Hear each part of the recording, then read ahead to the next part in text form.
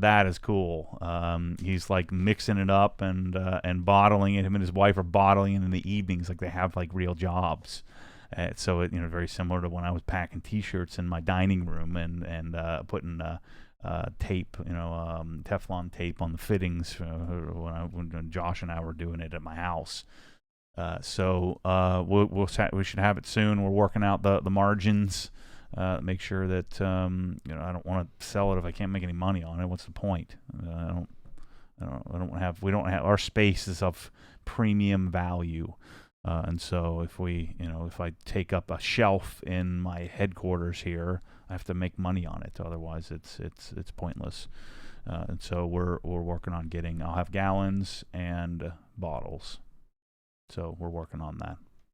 Duan Kim, also on Facebook, really wants to try CSL and EXO V4 on his cars, but I don't have a garage to put my cars into for application. For someone that can only apply these outdoors, how would you recommend I go about this? Or is it not worth doing?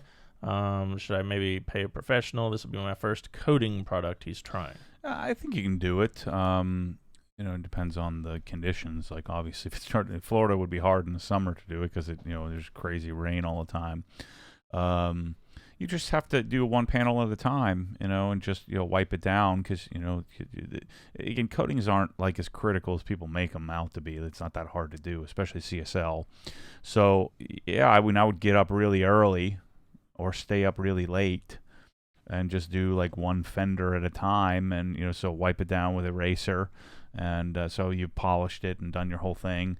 And the one thing I would try not to do is drive the car around and try to coat it. But one thing I recommended another guy do is decon the whole car, and then just don't put anything on the surface, and just wipe it. Even if you had to, again, try not to drive it around, but just do one panel at a time. Do a fender. And then tape off the adjacent section. It'll take you a lot longer, but do the front clip of the car, and then next day do the roof. But yeah, I think you can do it. You just have to wipe it clean before you put the coating on. But yeah, you could do it outside, sure. That kind of relates actually to a question that popped up, another Facebook question here. From Sean Clark. Hey Matt, wondering if you have had any experience with exterior lighting. I don't have the benefit of a covered space, but love the idea of detailing after the sun goes down. Looking for a single fixture that I can mount to my house over the driveway. I'm assuming for the highest lumens output and 5K color. Wonder if you would research this at all. A little bit, but not enough to be dangerous. I think one of the keys that I would do, which I've learned helps with bugs, is go really blue. So go 6500K, which will look odd outside. But I would do 6500K, and what you'll find is you'll have less bug issues. I don't know if they can't see that color or what's up with it, or the color's killing you, and that's why the bugs know not to come to it. But I would do find a 6500 Kelvin fixture. But as far as actual brands or options, I'm not sure about that. Yeah, I don't have an answer for you on that. But I would, and you're gonna have a hard time finding any kind of exterior lighting for that application. But yeah, I mean, I would be inclined to find something fluorescent or halogen that's 6500K, and do a bunch of them so that you can go out later at night and get the job done if you don't have a covered area for washing and things like that. I want to stick to lighting then with one more question here from Brandon in the chat. I'm replacing two 48-inch 2-bulb fluorescent fixtures in my 22 by 22 garage with OG LEDs. Yep. Garage door prevents expanding to 4 fixtures, so would you suggest going with 4 or 6 bulb fixtures? 22 by 22 is the size. Yeah, I mean, the 22 by 22, you're going to want 6 bulb fixtures if I had a choice. So yeah, I mean, definitely 6. Unless you have low ceilings, the 6 is going to be pretty intense on you. Then do 4. So my general rule, and this is just very loose, just made it up one day. If you're 9 feet or less, do 4 bulbs. If you're 9 feet or more, do 6 bulb. And it's going to transform just doing those 2 6 bulb fixtures. But you're going to have lots of shadows over toward the corners and things like that. So if at some point you can get more fixtures in there, it's not about getting more light, it's getting more dispersed light. So in a perfect world, in a 22 by 22 foot garage, you'd have two 2. So I'm on the freaking podcast. 2 in the front, 2 in the middle, and then 2 above where the garage door is that are on a separate switch. So that way, when you close the door, you can switch those on. Like if you close the door in the winter or something, or in the summer when it's too hot, you'd have some light on the back section of the car. So that would be the ultimate if you can choose. So 4 bulb if you're 9 feet or less, 6 bulb if you're 9 feet or more, and then a normal 2-car garage, you'd want 6 fixtures if you can. If you can't, it'll still make a world of difference just having 2 fixtures in there. We have a couple interior questions here that I want to pair together. Guy B32 on Instagram asks, what kind of experience or opinion do you have on interiors for streak-free windows, matte shine dashboards, clean carpets, etc.? I'm not much of a carpet expert. I just use whoever's carpet cleaner and kind of buff it out with a towel. So I'm not a very good source of information there for that. For interior cleaning, my current go-to is it's a P&S interior cleaner. There are lots of good interior cleaners. The Griot's is pretty good. I've always used Nexzet or Einzet, but that one's been problematic with stench and being able to source it. So right now my go-to, which is very recent, is either D101 diluted 10-1 with Meguiar's D101, but I do like the P&S a little bit more. It leaves like a matte, it's almost like nothing's there, but something is there. It looks good. For windows, I've transitioned to invisible glass, which I've been using Griot's for years and years and years. My mom turned us on to invisible glass, which I just never used. And we were using it around the house. And then when Griot's started to become problematic, I always assumed that I'd get Griot's and figure out what to do. And I take some heat from this for some people. Say, the only reason you're selling invisible glass now is because you're trying to make money. I said, well, to some extent, yeah, but I can't get Griot's, so what am I supposed to do? And so that forced me to go find something, and it turns out I like the other stuff better. And so some people, I guess, are afraid that I'm, they're just waiting for me to catch me slipping. So what's that douchebag's name? Nissen or whatever the heck his name is. I had to kick him out of the group because he's an idiot. I forget what his name is, but he's like, yeah, you see, I got you, LOL. Anybody who uses LOL is freaking stupid.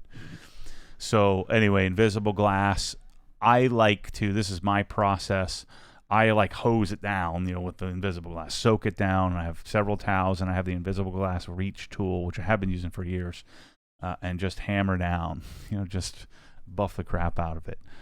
Don't use anything else on the windows. Don't use any anti-fogs or any crap like that. And if you keep them clean, I wipe mine down maybe once every 4 months.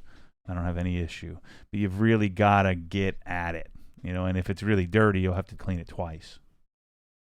And so I don't like to spray it on the towel. I like to spray it on the window, which makes a giant mess all over the dash. But that's just the way I do it, or the window areas. So that's how I do it. And then I'm going to be testing some Angel Wax stuff here, which we just got. I'll be testing their H2O Go because Wolf's is becoming more. It was already problematic, but problematic to get the glass sealant. We're almost out of it. So if you want that, you better buy it now. That actually came up here in the chat. Any update on the Angel Wax line? I like a few of their products, but availability can sometimes be an issue. Have you tried their Vision glass? Yeah, Bryce and I took a whiff of that, and we almost died. So I'm afraid of what that would do to tint. But everybody keeps telling me how great it is. I'm going to try it. It smells like Simple Green. So I don't know. I'm going to try it out. I just got it yesterday. I got everything. Like literally everything from the Angel Wax line. It wouldn't be as problematic because I'd bring pallets over from the UK directly, through the U.S. distribution through Tommy and Rohan. So they would help me get it direct. Yeah, there's a lot of cool stuff. Their scents are amazing. That's probably going to supplant the Griot's leather scent that lasts about. I love the Griot's leather scent, but it only lasts like a day or two. this stuff is pretty powerful and smells really great. So we're gonna try that too. So I'm gonna be playing with the product line, and I'll share what I figure out. I'm glad you mentioned scent, because someone here in the chat, I'm scrolling up, I can't find their name, they asked about an odor neutralizer. What are you currently using, or what do you recommend in your car? Well, I don't eat cheeseburgers in the car, so I don't have that issue. Although Michelle's car smells pretty funky. I don't know. I think baking soda is the way to go. You sort of put baking soda baking soda on the carpets. I learned this from my friend Larry Cosilla, MONYC. Sprinkle it on there, let it sit overnight, and then come and vacuum it up. That's about the extent of what I know about that, because I'm not a particularly stinky human, or so I don't think I am. And Michelle tells me I'm not, and so I don't have that problem. Let's see. We got. Oh, wait, here you go. We got a super chat. Heck Eva yeah. XOV4 says it will bond to glass. Have you tried that? No, I don't like to mess with that stuff because it is thicker than like a glass sealant, so you could end up with vision issues. But I mean, maybe XOV4 could work. I find that glass-specific stuff, I just haven't had a need to mess with anything else because Wolf's is so great. So, if H2O Go is as good as people have been telling me, then that could, and it smells the same as Wolf, so it's probably pretty similar. If that doesn't have juddering issues and things, that may be the replacement. But if not, I'm going to try to figure out how to get Wolf's here again. This is from Charles on Facebook. After applying the combo Power Lock and 845, if I want to add a new layer of 845 in 2 to 3 months after wash, do I need to do any kind of special prep before? This is where it's tricky. So what I do to make that determination is when I'm washing it, I'll take my hand and kind of rub it on the surface, which then people freak out if I do it on video. You're scratching the paint. So if I can feel any kind of contamination, then I don't want to add another layer. That's just my rule of thumb. If it feels clean, soft, and I don't feel any crunchiness, any chunks or anything, then I would put Colonite. If there is any contamination, then I just wouldn't do it. I just stretch it as long as it'll stretch for another several months, and then add it. But I have added it many times to cars and just topped it off. It's not a bad thing to do as long as you don't have a bunch of contamination. A lot of that will depend on where you're at in the world. We had 3 or 4 people here asking about the next wash and chat. Mm-hmm. Is there one planned? They want to know when is it? Which of the vehicles will it be with? Well, I'm gonna do it with. I need to wash the GT3, so I was planning on doing several of them this weekend. So I didn't want to wash the M3 with. I might do that tomorrow morning out front here with all the Angel Wax stuff. Kind of play with some of that.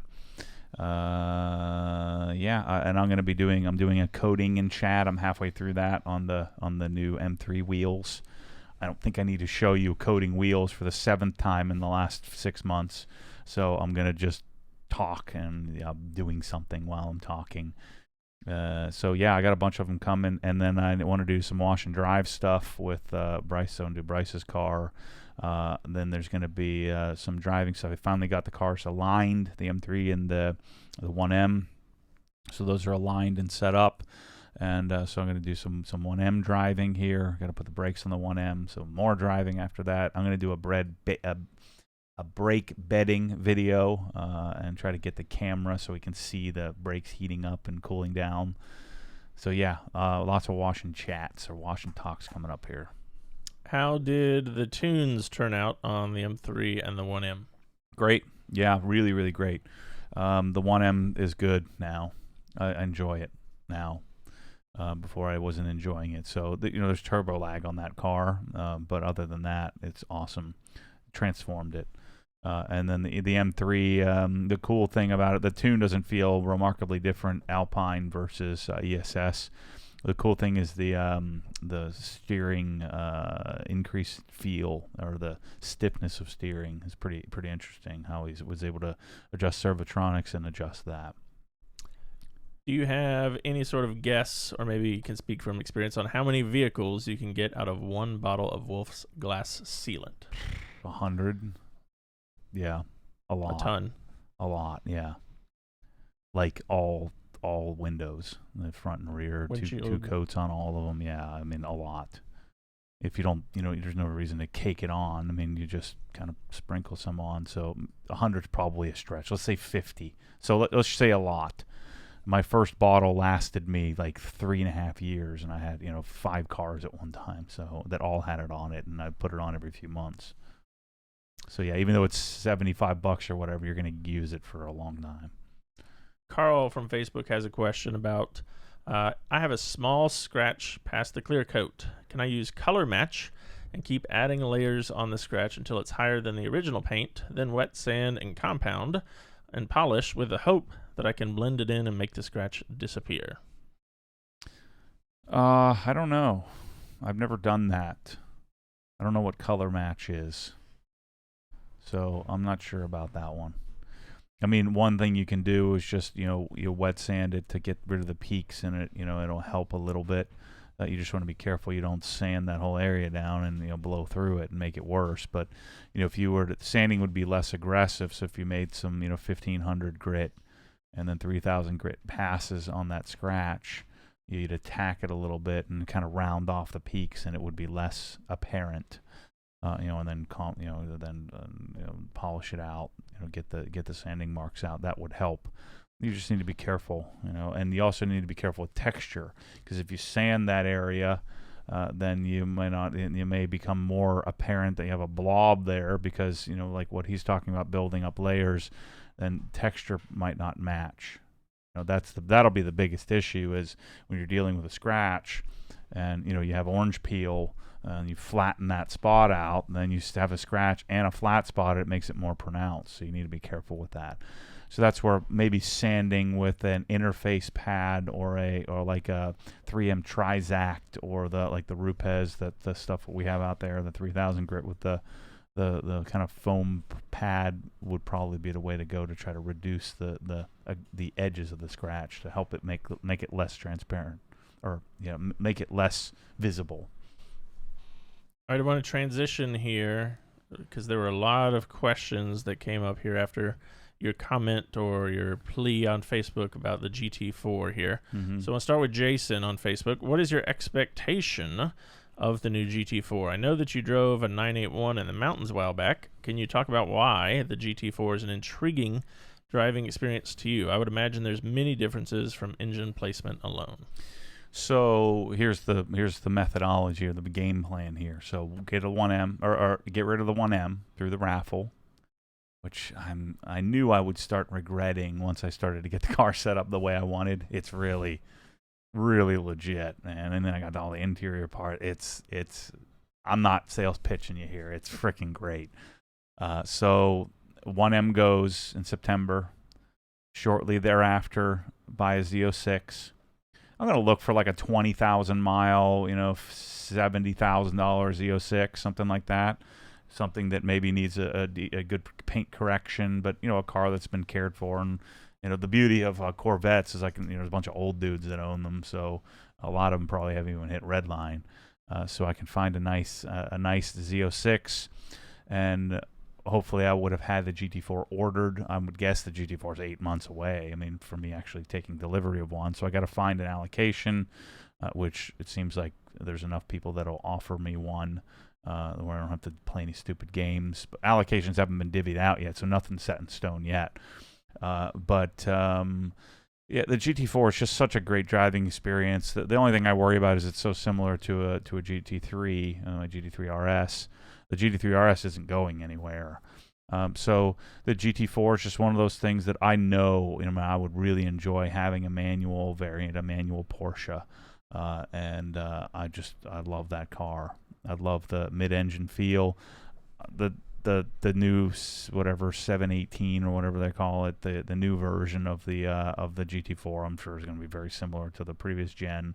But it's the newest, latest, greatest. My sticker is going to be about 120 grand, so hopefully I don't get burned too badly on that. But the beauty of the GT cars, if you get it new and you get it early, I'll be able to sell it and not get killed on it. But I think I could probably see myself holding on to the GT4 for a while.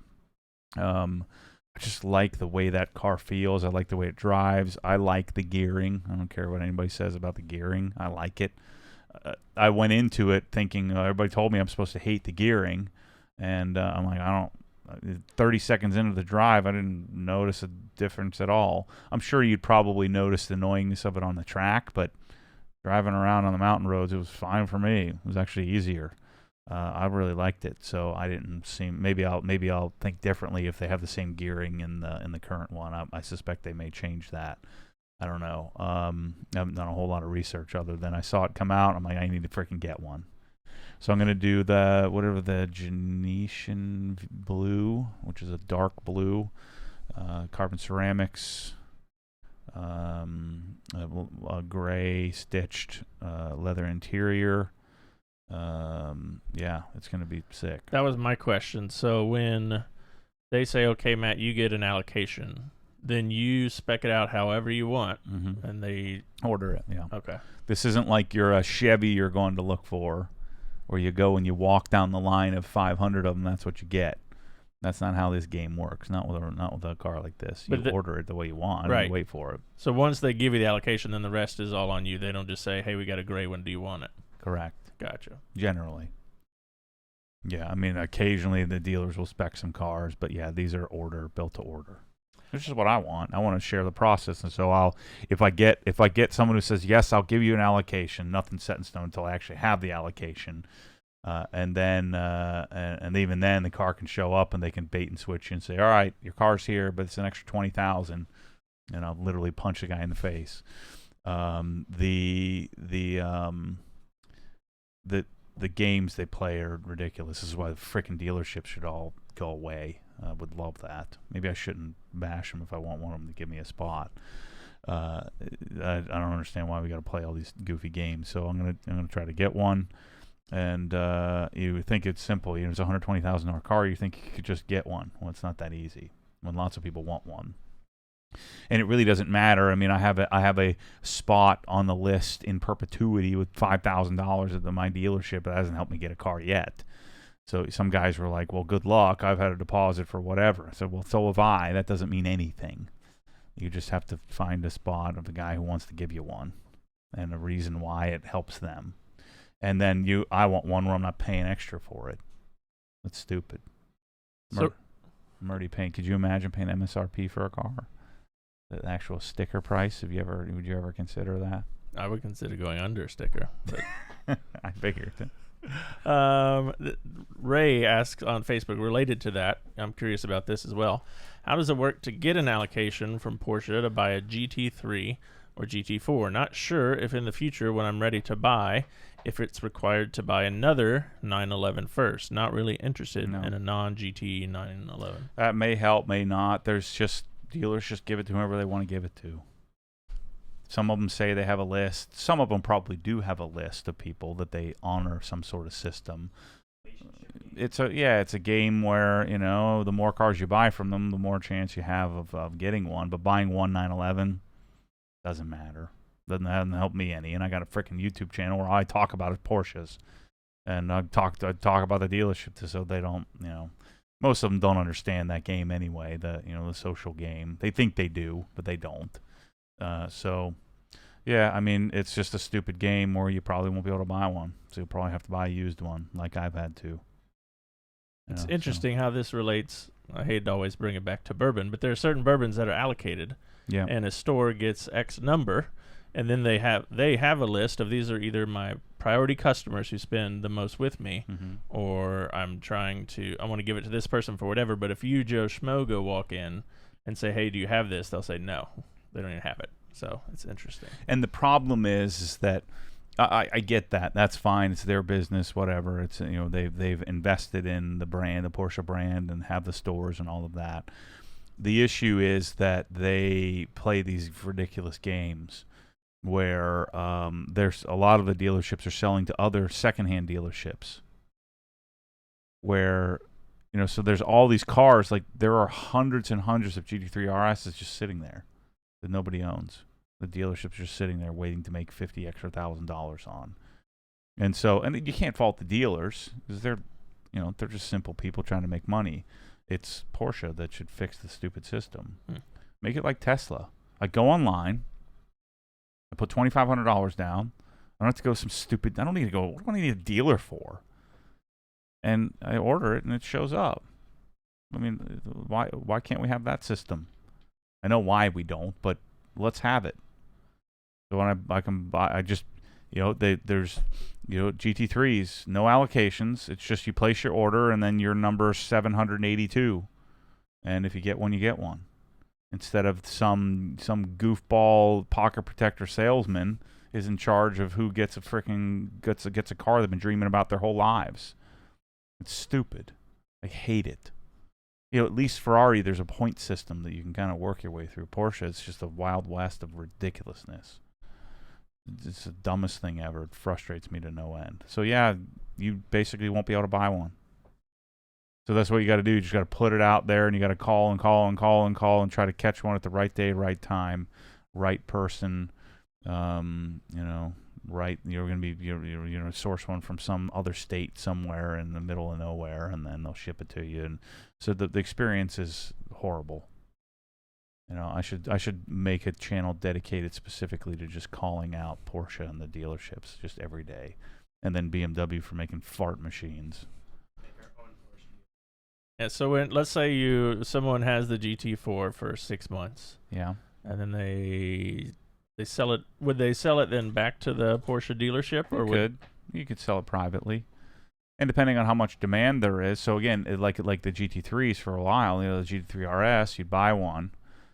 Let's say you got it at MSRP, you didn't have to pay over. So dealers are not supposed to be allowed to charge over sticker, but they do it anyway. They just break the rules. And so they, a lot of dealers. So I would say half the dealers just say, well, this is market factors. This is what it's worth. And so, from what I understand, Porsche says you can't do that. But what they'll do is drive it around the block and then call it a used car and then mark it up $50,000.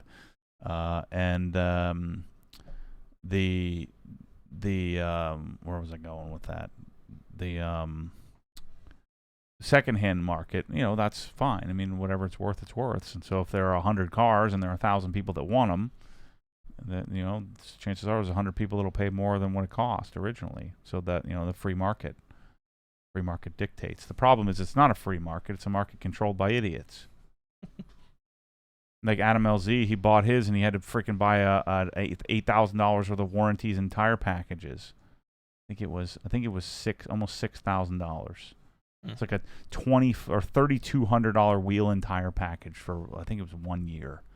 Talking about the biggest hose job scam in the history of scams. Ridiculous. Stupid. Let's go to more pleasant news here. Would a 30 milliliter bottle of CSL have enough to cover a Ram 1500 crew cab? Yep. Yeah. No problem. Yeah, you could definitely do that. Dan, good question from Dan here in the chat. What bourbon does Chris like? That's a good question. I'm a big Booker's guy. I have a lot on my list and a lot in my house, but Booker's is number one. So do you have any that you're frustrated that you can't get? Oh, yeah, for sure. Yeah. And the ABC controls that some in the state of Florida because they get allocations of certain brands. Yeah. Total Wine, same way, and they have a point system. If you spend $20,000 on wine, then you get the right to buy this other bottle. It's the same. Yeah. Same kind of thing. Interesting how that works.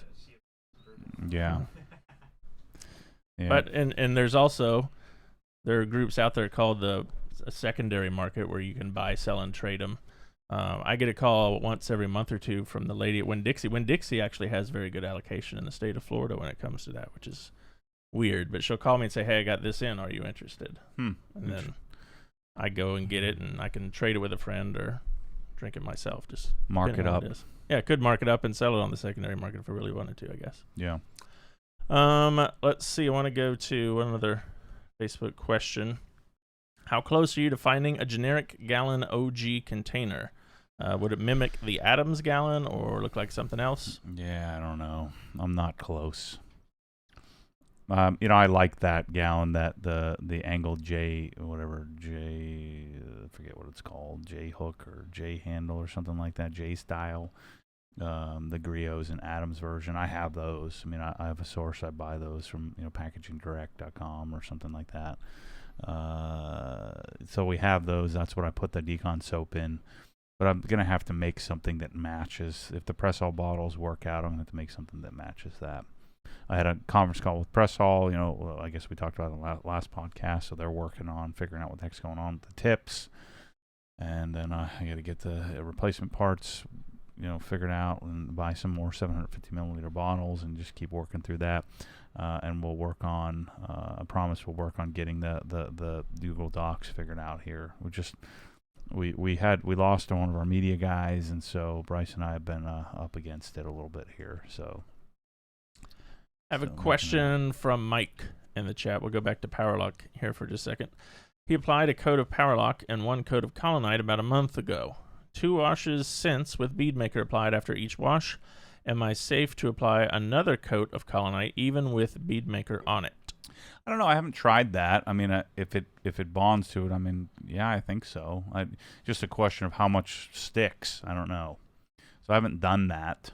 At some point, diminishing returns here because 1 + 1 doesn't equal 2 in this game.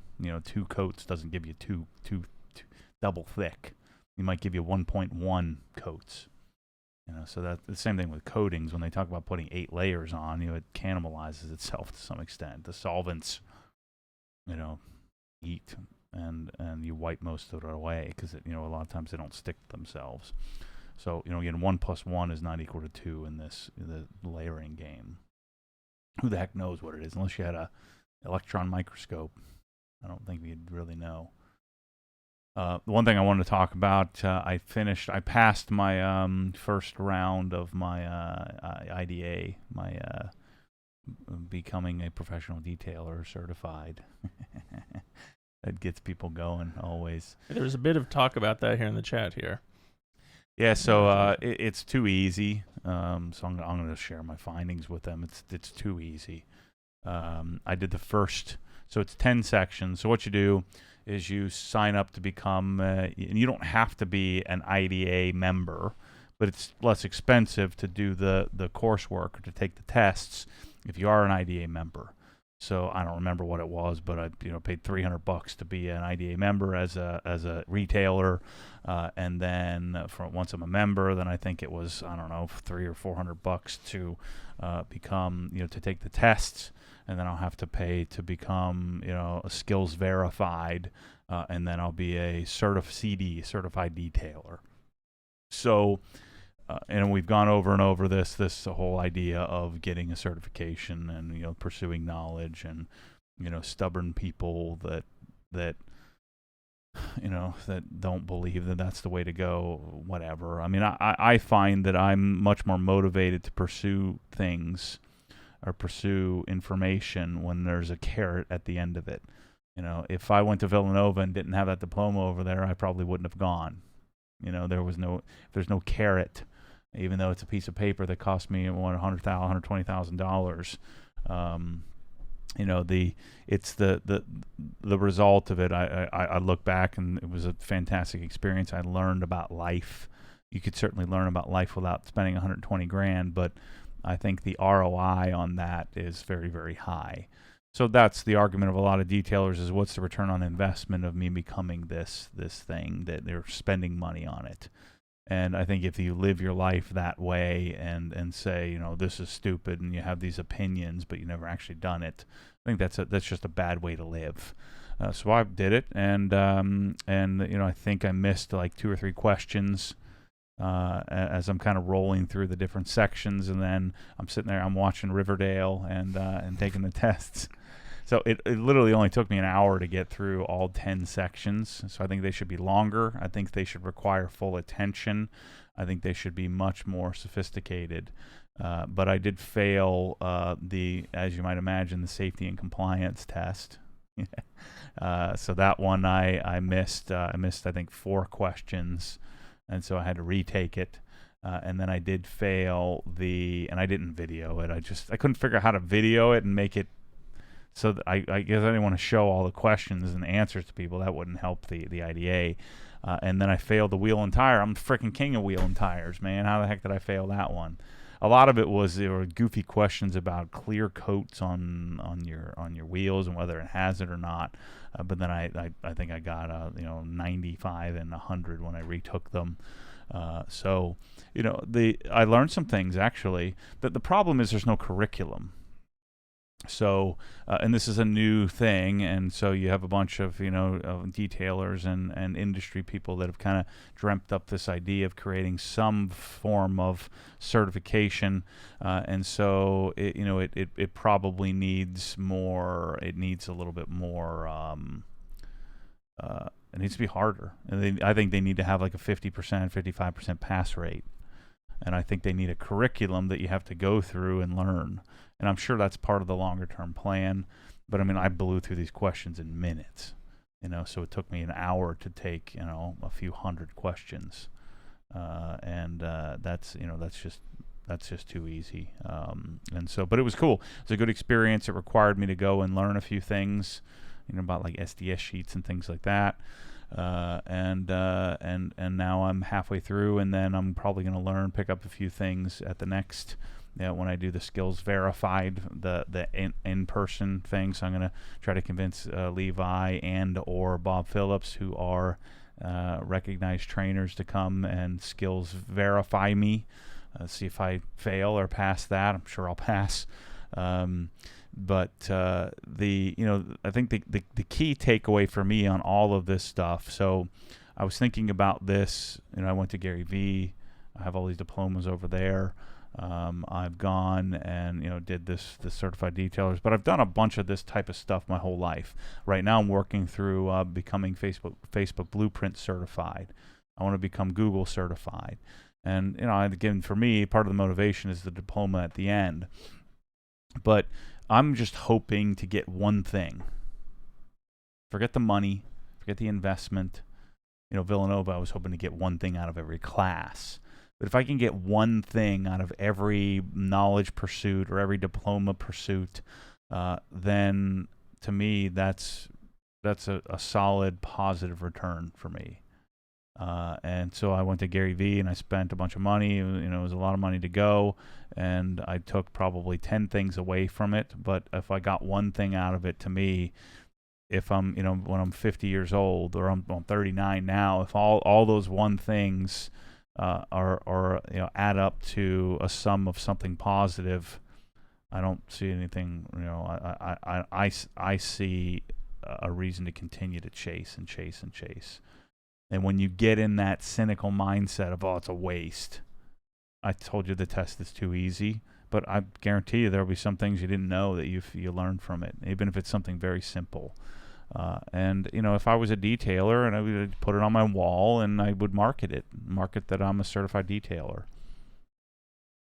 So when you say there's no curriculum, that means, let's say I decided I wanted to try and pass this test. There's nothing for me to read beforehand. No. So it's just so what you would do, you'd go take the test, fail it.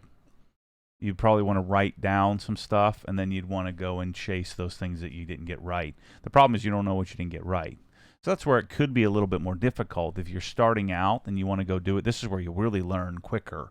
So if you're a seasoned detailer, a lot about detailing like I do, some of them were just a kind of a weird the way it was worded. So the ones that I missed is not something I didn't know.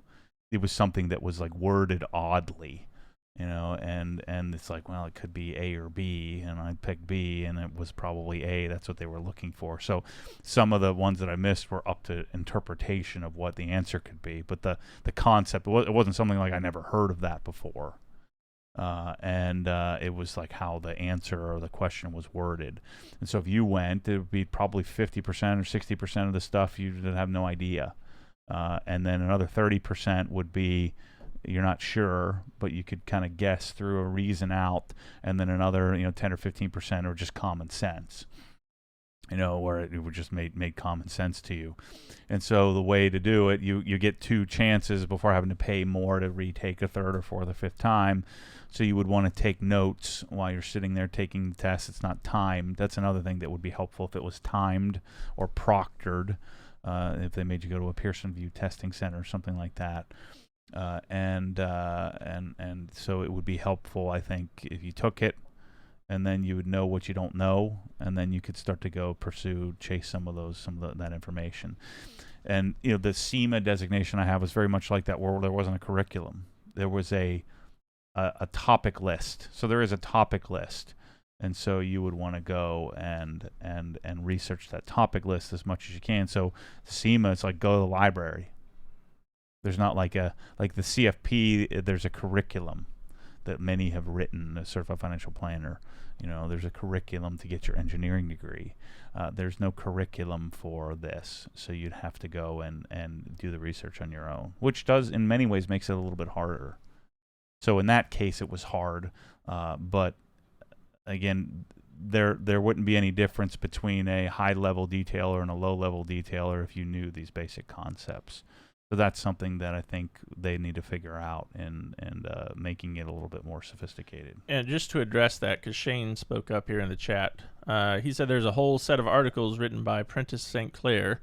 And then Eric replied they have an IDA University thing with all the information, but it's hard to find. The website isn't great. Yeah. Yeah, and my question was, I have basically zero detailing experience hands-on, but I can pass a test. And I can, if I've given the material, I can learn whatever I need to pass the test. But that's why there's the skills verified portion, where Okay. you've got to go and in front of a recognized trainer, and you got to pass. You got to know how to use the machine. You got to know how to correct the I don't know what it is. We're going to go through it, but yeah, there is. When I say there isn't a curriculum, there's not like a study chapter 1, study chapter 2, study chapter 18, and then take the test. It's, there's some articles, like you said, there's some things, there's some resources, there's a forum, but, and then there's the subsections that tell you what each section is, but there's not you're going to go through 18 chapters and then you take the exam. There isn't that kind of curriculum. Rick and Sean both in the chat, and you and I spoke about this recently. Are you going to offer some kind of classes here at OG in the future? Yeah. To me, that's part of my that's 2020 docket, and I'll have to do it small to start here. But yeah, and I said this before, I'm going to do some inexpensive, larger classes where we have 20 or 25 people and make it a couple $100, and then we'll do some more specific, longer, more niche type things where I teach process. Here's my process. And I'm actually a much better teacher than I am a doer, when it comes to polishing. I mean, why would I do? Rohan and I were talking about this yesterday from Angel Wax. He's a doer. He's been detailing his whole life, and he's doing everything in his power to not have to do that anymore. And I said, yeah, I take a lot of heat. It took a lot of heat in the beginning about that. It's like, well, you're not a detailer. Well, why would I? That's the stupidest thing ever. Why would I do that? Why would I, especially if I, have success with, scale. I don't really like that word very much, but this leverage that I have, that I make a podcast and we sell hundreds and hundreds of thousands of dollars worth of stuff, versus I go out and I can polish a car and make a couple grand. So this business is making a profit while I'm sleeping. When you're doing a service-related business like detailing, you can't. So you got to figure out a way, if you want to get wealthy and be truly free, you got to figure out a way to, to have some sort of brand. And in my case, what I'm building is a brand. I'm building a brand where people trust that brand to give them whatever information they're looking for. And if you can't think about this, if you're in a service business, if you're in a detailing, or even financial business, or just take your pick, you're limited by your time and energy. You're hamstrung. You got to figure out a way to add leverage to that. Could be to hire a bunch of employees. That's one way to do it. But why would I pick up a polisher? That's the craziest thing I've ever heard. Forget where I was going with that, but about people giving you grief because you're not a detailer, and yeah, speaking as though you were, I guess. I am. I've been doing it for 20 years. Just doing it to my own cars because I enjoy it. And so here's the question: am I a high level operator? No. Could I be? Probably. I'm pretty good at most stuff. Could I go to the CrossFit Games? No. Could I be super legit and better than 99% of the population? Yeah. I have been. But I'd have to work on things that I'm not good at. Like I can't handstand walk and do bar muscle ups very well. Could I be good at flag football? Better than average? Yes. Am I? No, because I don't play flag football. And so I approach life as that if I wanted to be a great polisher, would I be the best? Maybe, maybe not. But could I be in the top, 95, the top 2%? Absolutely. I'm supremely confident in that. That's just, you have to have, that's not arrogance, that's just confidence. Confidence that I am obsessed enough that if I really wanted it and I really enjoyed it and I really liked it, that I could be a high level operator. And part of the reason for that is I would go and chase knowledge. I would go and chase, like I have done to this point. Again, I'm much more interested in, I've said this in many trainings. I don't want to go to the training and polish a whole car. I want to go and watch somebody else polish a whole car. I want to see how it's done. I want to see them do it. I don't really care all that much about me being able to be the best operator possible. I'm decent. I'm at least in the 75th percentile. Why would you? I'm just. I don't want to go to the CrossFit Games. I'd rather be in better shape. I don't want to be a great polisher. If I could just swallow a pill and be like the best polisher in the world, would I do it? Sure, but I still wouldn't want to polish for a living. So anyway, that's just my thought. You want to figure out a way to add leverage, and I figured out a way to build a brand that people want to participate in, not just buy stuff, but to participate. Sean T wants to know if there will be complimentary OG koozies at each class that's offered. Yeah, there will not. Yeah. Hey, speaking of which, I'm going to ask you a question, then I'm going to get something back here. This makes for terrible podcast, but it'll be fun on video. Let's see, from Baker Reed on Instagram. Seeing as you've been able to branch out into different types of content, reviews, vlogs, podcasts, etc., do you have any tips for someone looking to do something similar with their YouTube channel? I feel like it would allow me to expand on thoughts and ideas that have been on the back burner, but I don't want to alienate my core group of viewers. Well, one of the disadvantages and one of the mistakes that you make, like I make, is I don't have a common theme. Look at Doug DeMiro, for example. Doug created a separate channel because he didn't want to veer from his standard format. So if you really want to grow and you really want to have as you want to go as deep as you can inside of your niche, you want to be as broad as possible, and you want to stick to. You want to be not as broad, the opposite. You want to stick to the formula, and you want to pander to what works, which of course I don't do. I do the opposite of that, and I do what it is I want to do, and so it just depends on what you want. It depends on what you want out of it. Freaking koozies. Why do you have all these koozies? So, I'm sharing my life on camera. Where's Dasani? That's the key. Okay, he's got it. All right. So I just do what it is that I find interesting, and then do it in a format that I think is best. Or that I would want to watch. So I'm speaking to myself and then hoping other people respond. And so the disadvantage to doing that is you lose people. You lose some people along the way. What are you doing here? What's going on? All right, so we've spoken in the past. We talked about this last week. Yeah. About your water from your California trip. So what's the brief backstory there for? So when we were in the Monterey trip, we are having a conversation at the table about what's the best bottled water. No, it wasn't at the table. It was at the Nestle's cookie store. Mm-hmm. And I was saying something about, man, they had Nestle's bottled water, which was terrible. And I said Dasani's the best water by far. And so we went down this whole path of then Dave Plotz is like, Dasani, that's like the worst water ever. It's Coca-Cola. It's like death water.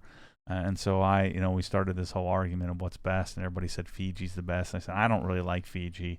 And then I think Nick Jones was saying, can you even tell the difference between them? And I said, absolutely.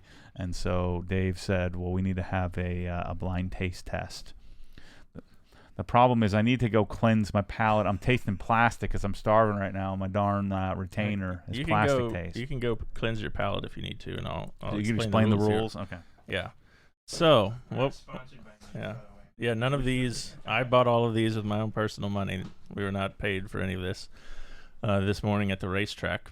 But what I did, I created a little bracket. Those of you who are fans of college sports, you might be familiar with a bracket, NCAA basketball tournament. So basically I got 1, 2, 3, 4, 5, 6, 7, 8 different waters, created a bracket, and we'll go head to head here.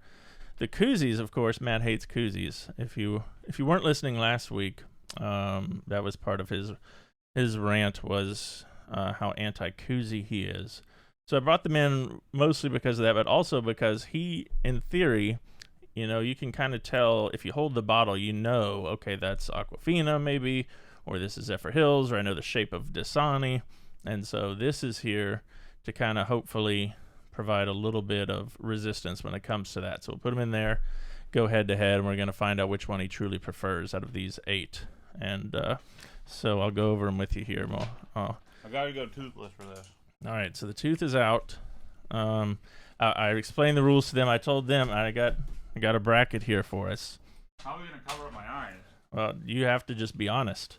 I'll just close and yeah, you be honest. And the koozies are here partially because you don't like them, but also because you could feel the difference in some of the bottles, and so this will provide you with a little bit of resistance there, so you don't know exactly what you're tasting. Okay. Now, and we have some comments here about pouring into a glass or cup. I mentioned that last time, but Matt's theory is that part of the deal with the taste is the bottle itself, right? Yeah. Because if you get, for instance, the old racetrack purified water, that bottle may not be quite as sophisticated or stout as maybe as the smart water. And so basically what we're going to do, I'm going to hand them to you. We're going to do head to head. I'm going to give you 2 at a time, and between those 2, you choose a winner. And then at the end of it all, hopefully you're filling out your own bracket at home there. Then you can, and I ranked them 1 through 8 based on, well, I won't tell you my reasons. Okay. Thomas says Zephyr Hills. So yeah, if you're out there watching, chime in. Zephyr Hills is the worst by far. All right, so we're gonna go. I'm not gonna start with the number 1 seed. Okay. Here. I'm gonna I'm just gonna keep my eyes closed. All right. I'm gonna whistle talk to you because I got. Right, keep your eyes closed. Tooth. And I'm gonna take the tops off of these 2 because the tops also kind of give some of them away. Okay. So we're gonna have this one versus this one, and the koozies. I used to have a couple hundred koozies at home, but then my wife, she's way smarter and more thoughtful than me. She decided we didn't need 200 koozies in our house, and so now I'm down to 8 or 9. Yep. So this one is from the Lake Alice Tailgaters. That's a group that we tailgate with for the Gator games, and this one is Garrison Brothers Bourbon. All right, so this is this is round 1. This is the first one you're tasting. I'm gonna hold it with my fingers, so I won't touch it. Yeah. All right. This is round 1. Bottle number 1. These bottles are similar in shape too. You can have more if you want. Drink as much as you want. I'm gonna have to go to the bathroom halfway through. All right, so what am I doing? I'm supposed to tell you what it is? Just between no. All you're doing is choosing between these 2 bottles. Okay, got it. Head to head. All right, here's the second one. Okay. Yeah, there. That doesn't go there. So first or second one between that one, which definitely first. Definitely first one. All right, so you chose Smart Water. Okay. Over the Racetrack Electrolyte Enhanced. Yeah, there's water. no question on that one. All right, so Smart Water is the winner there. Okay. All right. So I gotta fill out my bracket. Again, sorry for the Racetrack tastes like a little bit of dirty water or something, like just tastes like plastic, like I'm dying a little bit inside. The bottle might be the culprit on some of these. All right. Round 2 here. Hold on, let's see. I gotta get this one. We'll do this one first. Round 2.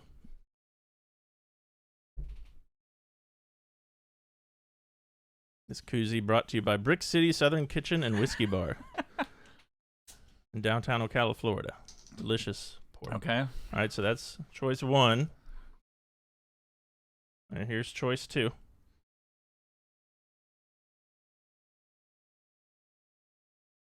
One or 2, which do you prefer?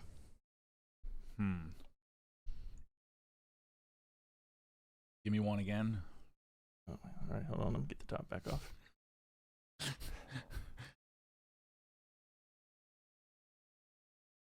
One or 2.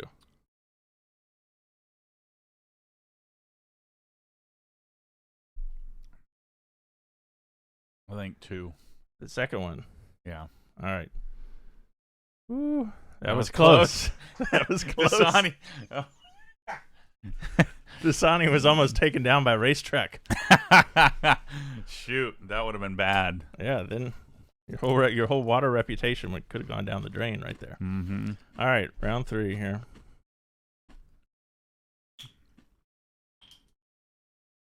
Oh.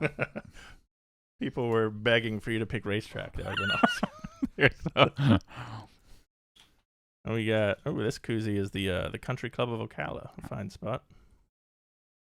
I live in Ocala. It's right up the road. Not a member there. That one tastes like crap. All right. This is the 4-5 matchup here. That one equally tastes like crap. I'll choose number 1. All right, the first one. Yeah. Aquafina defeats Zephyr Hills there. Yeah, there's no question. Zephyr Hills tastes terrible. It's interesting. Zephyr Hills, anytime I've done this, because sadly I have done this more than once. This taste test? Yeah. Oh. I did it with Megan. I did it with myself. Mm-hmm. It's all right. So Aquafina advances to the final 4. All right, last one here. Close the eyes. This koozie, my friends Michelle and Ross Cotton got married July 11th, 2015. Oh, so Lord. this is their wedding koozie. Why do you still have these? That's a great question. When did they get married? 2015. Oh, shit. Right. So that's choice 1. Oh, I broke that. Yeah, that tastes like crap. All right, so then choice 2. Oh, you have the Obsessed Garage koozie. This one. See, I know this is Fiji, but I don't like that at all. All right, so between... I choose number 1. All right. So the tap water from our water cooler out by the bathroom defeats Fiji. Yep. In an upset. All right.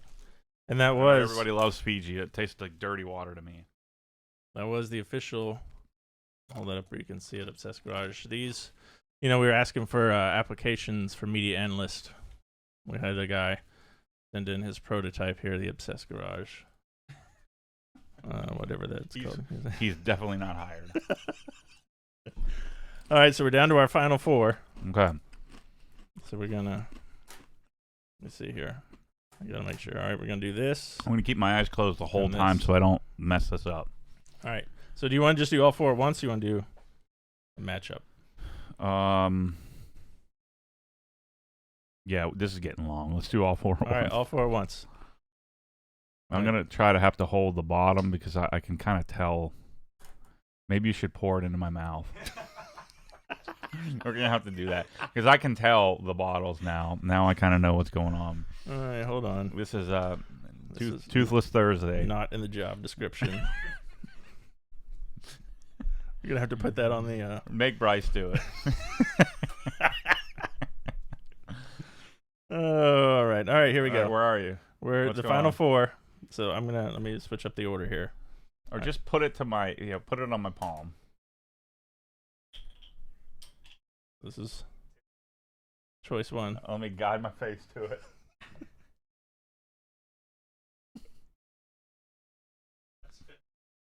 All right, so that's your first choice. Okay. I like that one. All right, so that's good. We'll go here next. Okay. I'll help you.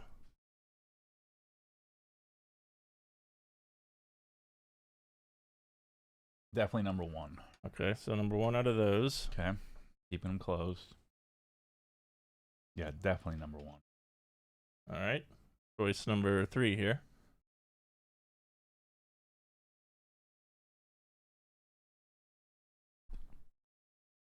Now it's between 1 and that one. Yeah, number 1. Number 1's still ahead, okay. And then this is choice 4. The last one here. We have number 1 again.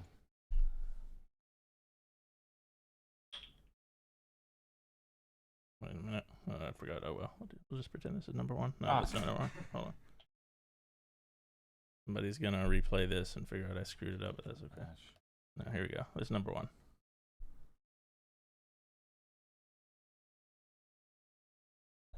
Number 4 again. And number 4. 1 versus 4.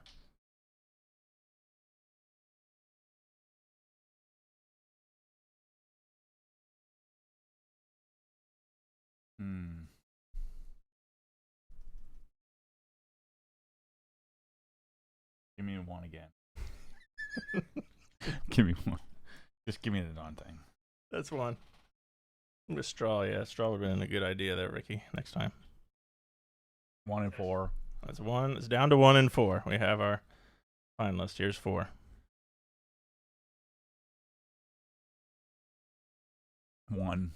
All right. Aquafina. Aquafina is the winner. Yep. And Smart ended up coming in second. Dasani was there with the water cooler water. Aquafina has like a little bit of a metallic taste to it that I like. That's there you have it. Oh shoot, my Dasani came in what, 3rd or 4th? Yeah, it was 3rd. Maybe could have been 4th, but 3rd or 4th. Yeah. So there we go. And Shane points out, I guess this is a Smart Water Pepsi product, so Pepsi defeats Coke. Yeah. People in Utah will be happy, I guess. Why Utah? Because that's where Pepsi. Oh, it is? Pepsi, yeah. Coke's Atlanta in the South. Yeah, that's why I like Coke better.